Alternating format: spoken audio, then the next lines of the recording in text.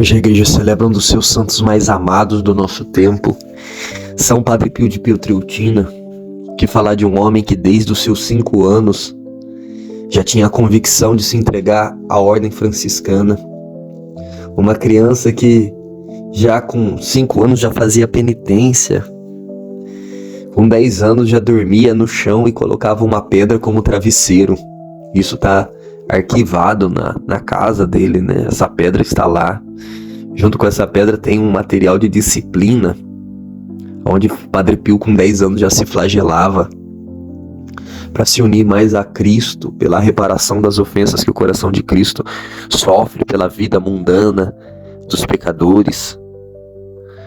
Como explicar uma criança com 10 anos que já tem uma convicção, uma certeza de céu tão grande, que já recebe a visita de Jesus, de Nossa Senhora, do seu anjo da guarda, que o mundo sobrenatural para ele é mais real do que o mundo natural.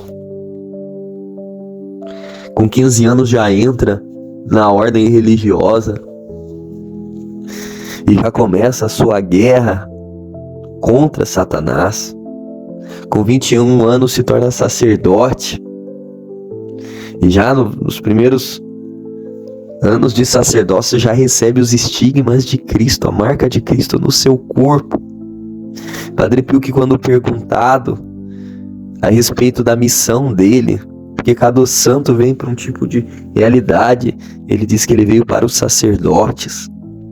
Alguns vão dizer que Padre Pio ele veio e Deus descarrega sobre ele uma enxurrada de dons extraordinários, bilocação, perfume, conhecimento das almas, do interior das almas. Padre Pio revela ali os pecados que as pessoas às vezes não falam na confissão. Nossa, quantos milagres sobre este homem, os próprios estigmas. Então alguns dizem que Padre Pio vem para um tempo do ateísmo.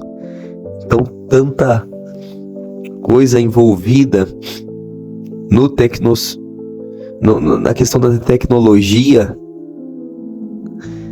tantas coisas ali que vão tirando o homem da fé verdadeira, e Padre Pio vem ali como se Deus resetasse tudo para voltar lá nos primeiros séculos, onde essa enxurrada de milagres acontecia.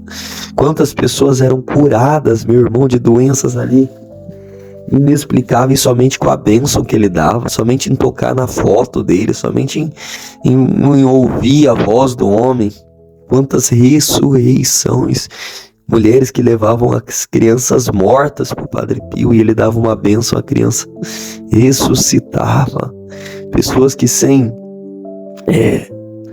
esse caso da menina ali, né, que sem fugir o nome dessa parte do corpo, essa bolinha do corpo que faz a gente enxergar, sem a retina, e Padre Pio dá uma bênção nela, ela começa a enxergar sem a retina, coisa que a medicina não consegue explicar. Nós não estamos falando de uma medicina lá da Idade Média, estamos falando de agora, meu irmão, 1960. Então assim, algo que eu particularmente me admira, e eu vindo do protestantismo ali, eu recebo o filme do Padre Pio de um amigo meu para assistir, e aquilo muda a minha vida. Eu lembro que eu fazia um curso de AutoCAD no Cefet, e aí não tinha, a internet lá era boa, né? Lá em casa não era tão boa, e eu ficava, nos intervalos eu não saía, eu só ficava lendo sobre o Padre Pio. A vida daquele homem, quando eu conheço ele, vai se abrindo um mundo novo para mim que eu não conhecia. Dentro da Igreja Católica, dentro da vida de um santo. E um amor a Padre Pio. O desejo de se tornar um filho espiritual do Padre Pio, porque ele prometeu que ele não descansaria, que ele ficaria na porta do céu até o último dos seus filhos espirituais entrarem. O contato que ele tinha com as almas do purgatório, a ponto das almas do purgatório um dia ir fazer festa lá no convento. Os irmãos ouviam as almas gritando: Padre Pio, Padre Pio, Padre Pio. E quando ele sai lá fora, as almas agradecendo, fazendo barulho, fazendo festa, porque naqueles dias elas estavam entrando no céu, e antes de entrar no céu elas quiseram ir a agradecer São Pio de Pietrelcina. Que homem que é esse? Um homem que nos chama a atenção para a Santa Missa, o valor da Santa Missa. O mundo poderia existir sem o sol, mas jamais sem a Santa Missa. Ah, se vocês soubessem o que é a Santa Missa, teríamos que mandar guardas dia e noite cuidar das nossas igrejas. Se vocês soubessem o que é a Eucaristia, que homem, meu irmão, que homem, que sacerdote, que santo que foi esse, aonde eu não tenho dúvida que o Padre Pio nem pecado venial ele cometia. Um anjo relacionado à pureza, a luta dele contra a imodéstia dentro da igreja. A força, Padre Pio deixa de confessar uma mulher que tinha ido do Canadá para a Itália, porque a mulher tinha uma loja que vendia calça jeans, meu irmão. Padre Pio que manda escrever ali que as mulheres não podem ir com saias curtas, né? Que não sejam ali pelo menos 7 dedos acima do joelho, os braços descobertos, e o homem também com camisa de manga curta. Padre Pio que chega para uma mulher uma vez e diz: eu tenho dó dos teus braços, porque eles vão passar muito tempo no purgatório, porque você gosta de andar com eles à mostra. Você vê uma coisa que se um sacerdote falar hoje, meu irmão, ele é taxado como louco. Se um padre falar isso hoje, numa homilia. Por quê? Porque as pessoas elas estão tão acostumadas com a moda do mundo, que quando vem um homem e traz a regra do céu nas vestimentas, o mundo se escandaliza, a sociedade, a igreja, os fiéis não estão preparados mais por uma doutrina sólida de céu. As pessoas acham que esse deixa a vida me levar, a vida leva eu. Deus vai dar um jeitinho brasileiro de colocar ela no céu.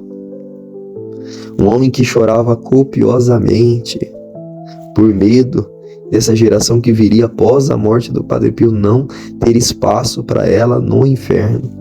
Meu Deus do céu. Um homem incansável no confessionário, chegar a ficar 15, 16 horas atendendo, meu irmão, libertando as almas do inferno.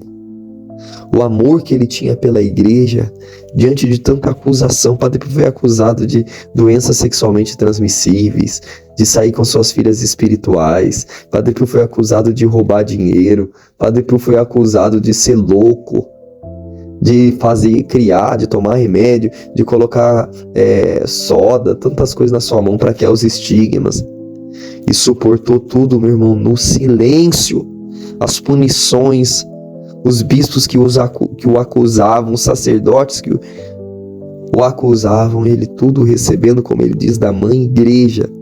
Também as punições com amor à igreja. Quando um sacerdote corre o risco de ser preso por um livro difamando o Padre Pio, ele fica perturbado com aquilo. Onde já se viu um sacerdote ser preso? Não. Chama o advogado do irmão dele, que é quem está processando este sacerdote pelos escritos. E enquanto o sacerdote não diz ali que vai puxar o freio de mão, que não, Padre Pio não sossega, ele não quer ver a mãe igreja sofrer, ele prefere ele, meu irmão, ele sofrer tudo isso calado e sentindo a mão de Deus ali purificando este homem diante de uma realidade onde as pessoas já vendiam imagem dele em vida, já o canonizavam em vida. Tamanha era a santidade dele, aquilo que passa no filme, as pessoas vendendo a imagem do Padre Pio, aquilo é real. Você lê a biografia dele, você vê ali Padre Pio tirando sarro nele mesmo, dos homens vendendo a imagem dele a 2 centavos.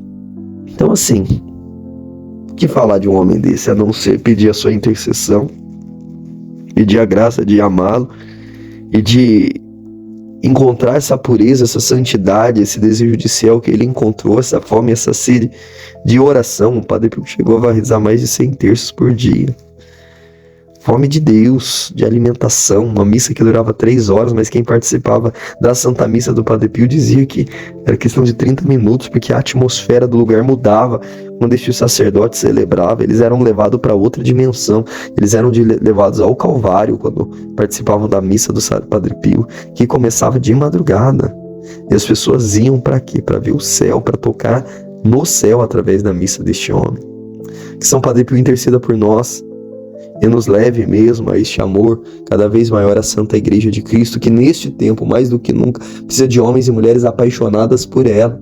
Jogar a imundície dos filhos da igreja na internet, dos escândalos, querer ibope. Quantas pessoas que querem, quando acontece alguma coisa, ter views, ter visualização no YouTube, em tantos canais, com aquilo que fere a Mãe Igreja, e não tem noção do que é o amor verdadeiro à Igreja de Cristo. Que Padre Pio nos ensine.